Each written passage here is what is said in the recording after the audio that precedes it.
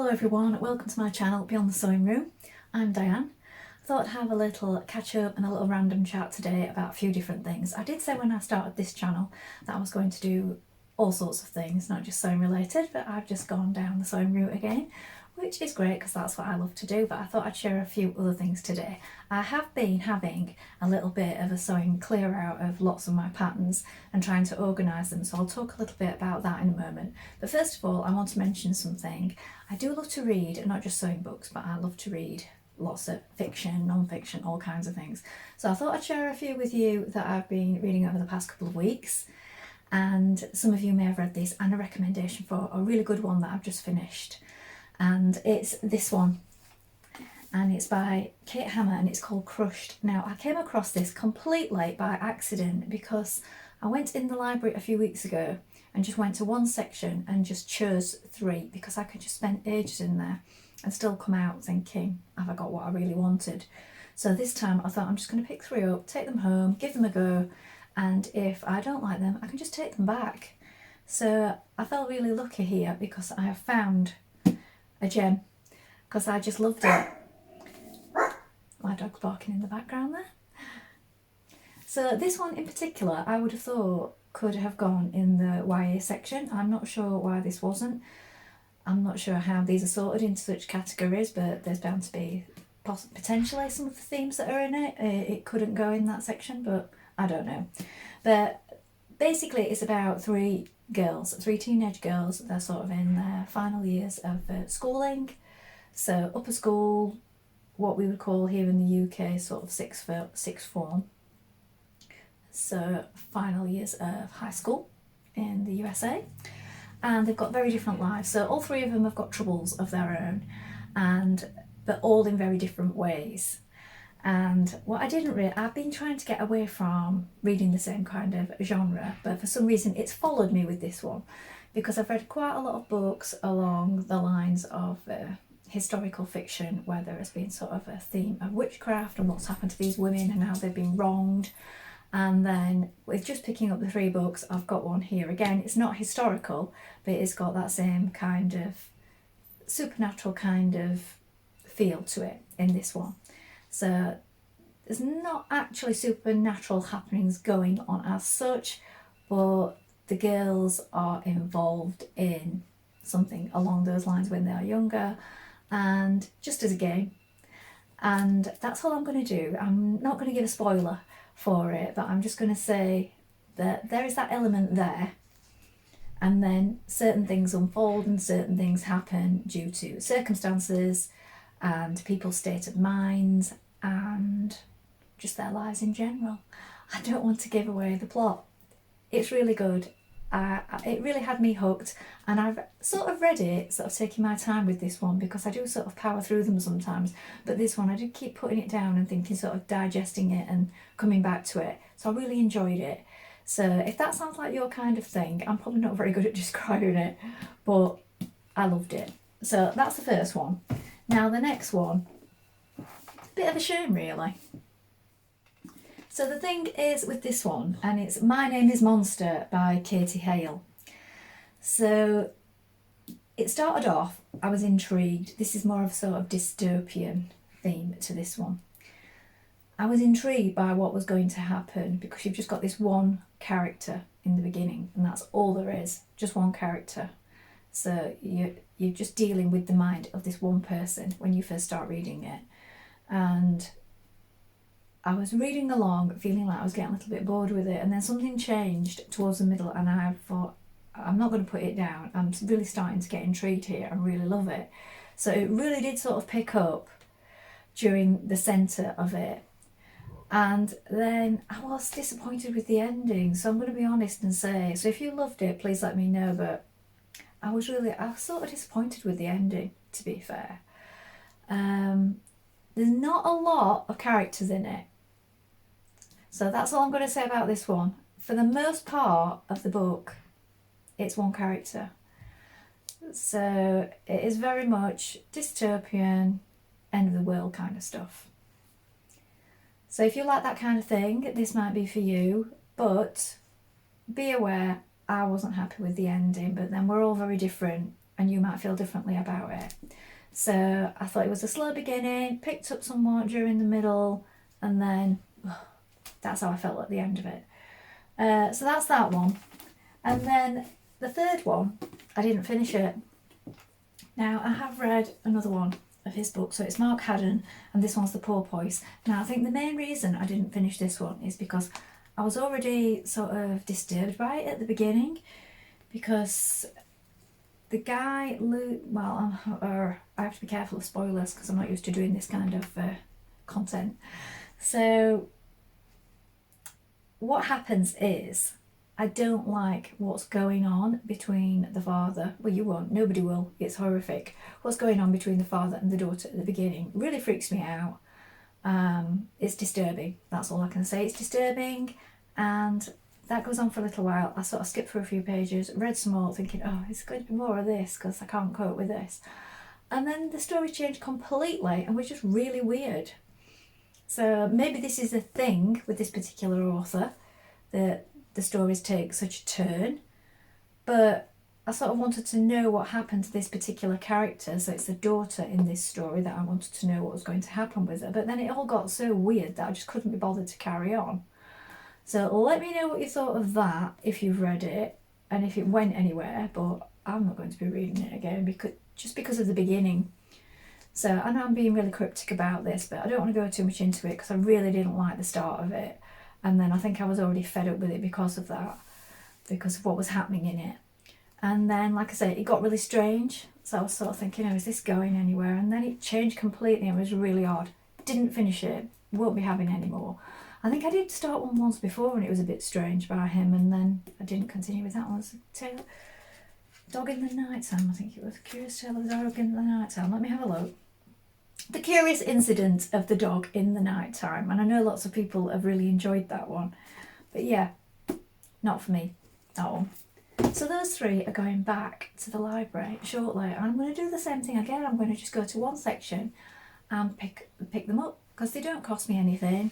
And if I don't like them, I can give them a go, set them aside. That's not so easy to do when you spend quite a lot of money on books, is it? Because I know I sometimes buy them as a treat. But I'm usually really careful about doing that. If I'm buying one new, it's usually an author I've read before from the library or something, and it may be one of their new books. So I sort of have an idea that I like their kind of style before I invest in them. Or sometimes I buy them from the charity shop, and then it's less of a money investment, isn't it? And then if you don't like it, you've not really wasted. So the library is great for that. So that's the first thing I wanted to talk about today. Just a few books that I've been reading, so completely not sewing related. So the next thing was I've been organising my patterns yesterday, or trying to. Don't feel like I'm thoroughly on top of it, but I'm in a bit of a better place. So I've got shelves directly in front of me here, which have got all my sewing books on the bottom. Then on the top, I've put sort of some of my favourite sort of indie ones in a small section up there. Then into boxes, so separately. Oh, you've seen this before because I did do a little tutorial on how to make this storage box. But I've taken all my patterns out of all different boxes yesterday and put them all over the floor. And what I've done with this one is most of my favourite dress patterns I've put in this one. So you've seen this because I showed you how to make this in a previous video with the little handles on. So a lot of my favourite from sort of the big four, five, New Look, Burda, Simplicity, McCall's are all in there. Favourite dress patterns. And then more of the sort of indie ones are up on the shelf up there. My favourites in a box up there on the shelf. So that's that one. Then I have a big storage box down here on the floor. I'll hold this up. Like this. This one. So this one I've organised into this one. This side is mainly sort of tops and some sweaters, ones that I know I really like. And then this side is skirts and then trousers and jumpsuits towards the back. And what I'm going to do is I'm going to make some tabs out of card, and I'm also going to pop them in the different sections so I can go straight to it and flick through then. Now I'm finding this is easier because when I just have them, I did have them sorted into Burda, New Look, McCall's and so on. But the trouble with that is, then when I think, oh, I want that pattern by Burda and it was a top, I'm having to go through the whole lot to find them because I didn't have a very good storage system. When really I don't have that many skirt patterns, funnily enough. I've got loads of dress patterns, loads of trousers, tops, not that many skirt patterns. So if I did just want a skirt pattern, it's better to just keep the few I've got all together in one section and I can just quickly flick through those. The tops, I've sorted them into sort of blouses, t-shirts and sweaters. So I can put labels in between that stand up in the boxes and then, so you know, tabs. So then I can go straight to them that way. So that's how I'm doing that. And then in my cupboard, the ones I don't use very often are the vintage ones. So I've put all the vintage ones and the children's ones because my children are grown up. So unless I'm doing them for a work project, I won't be using those very often. They're in the cupboard. I've not got very many, just a few infant ones. And then under the a box down here, I've got some sort of mixed random ones which were quite hard to categorise.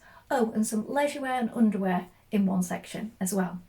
So that's the way I've done it, and for now I feel that that will work a little better. I've also took quite a lot out that I don't think I'll make again and put them in a section down here. So I'm going to see if my friend wants any of those. So yeah, I had a little sort out with those. I feel a little better for doing that. Still got supplies that need dipping into and organising a bit better. This is sort of an ongoing thing. If you do a lot of sewing, or if sewing is your job, I think you will probably often find that you're constantly getting things out, and if you're working in a very small space, it can be very difficult to keep on top of things. So that's what I do find. Maybe that's just me being very unorganised, but yeah, I sort of know where everything is for me and tend to go and just grab it so I know where they are. But I often am rooting through a drawer or something and thinking this could be done so much better. So it's still a work in progress, but we're getting there. Oh, and before I forget, I'm wearing the Davenport dress made as a top. I've shared this in a previous video. This particular fabric is a cotton lawn that I got from Happy Hair, which is local to me in Chapeltown, Sheffield. So it's a local fabric store and craft store, a small one. And it's also available in like a black, or I think it might be navy background. And I kind of wish I went for that one. I was trying to go for something different and stay away from the dark colours, but as soon as I got this one home I sort of wished I'd got the other one. But I left off the frill of the Davenport here, but I kept all the other details. So I've got it on my jeans, so I'll show you this just in case you've not seen this before. And I like the cuff detail. And these are little cacti on this. I have got a top underneath because it's still not that warm in the UK. So it's warmed up quite a lot though, that's why I've got just a blouse on today. So I thought I'd just mention that because I always forget to mention it at the end and then people ask. Now I have a little bit or more organising to do. What I'm going to do is divide up some of the sections where I keep my needles and elastic and so on. So I've kept a couple of boxes, and I'm also going to make some dividers out of cardboard so that I can have distinct points for like different needles, different notions, things like that. So I might show that in another video too, but I'm going to try and mainly do that, the dividers, out of card. I'm not going to try and do that out of fabric because I want it to be, you know, sort of rigid and really keep everything in place. So that's that. Then I thought I would share with you what I did with my weaving. So in my previous video I did some fabric weaving, little scrap busting project, and I have made it into a bag. So the piece that I made was not big enough to use on a full bag, unless you were making a smaller clutch, I suppose, but I've made a bigger one, a bigger shoulder bag, and I've used the woven part on one side, and on the opposite side I've used one of the other fabrics that I used to weave with because I did have some squares left that were big enough. And this is what I've made, so I'll hold it up so you can see. So this is the bag. So I've got faux leather tabs, and then that's a linen blend on the inside. So the strap is one of the solids of fabric. The front is the woven piece that I made, and then this black here on the other side, same as the strap, and then a faux leather pocket. I've done a box base, of course, in the same manner, and it's got a zip fastener. Then on the inside, I've used the orange fabric from the weaving to line it because I had enough of that, and also a pocket in one of the other fabrics. So that's what I've made with it, and it's something different because I do like making bags, and rather than just using a solid colour on one side, I found that that's worked really well, and also you can wear the bag either way around. So I've put that in my Focuses shop, and the link is always in the description below if you want to take a look. So that's what I decided to use it for. So that's that particular piece. I did say last time, if I do any more smaller pieces, I'm thinking of using it on a top such as this, which has these panels here. So you could just do small amounts and just use it as a detail. So it doesn't have to be in different colours, you could just use it as texture. So you could do it in the same colour, or maybe you could do it, a few people have said about ribbon. So you could use ribbon, cording, fabrics, anything you like really, and you could use the same or similar colours and just use it to add a bit of detail in the same colour, even if you were using solid fabrics. So I think that would be a nice idea, or anywhere where you have a little bit of detail, like on a pocket or just a panel, just one panel maybe in the front of a dress or a jacket, just to give it something extra. A belt, it'd be great for working into a belt idea. Just buy a ready-made buckle, and you wouldn't even need to make holes or use anything extra, any extra hardware, because you could use the spike of the buckle could go through where the weaving occurs. So that's something to think about. So that might be nice for brightening up an outfit or just adding some interest. So that's all from me for today. I will be back soon. I'll probably be posting one tomorrow actually, because I did promise that I was going to do a little pouch with you. A few people wanted to see this, even though I know there's lots out there, but I said I'd do one. The little purses that I made are little makeup bags with a zip on. Really quick and easy way to do a lined purse or makeup bag. I'm going to do that, and I will be back soon to share that with you. Remember to like and subscribe if you enjoyed this, and of course leave a comment. I always love to read them. Bye for now.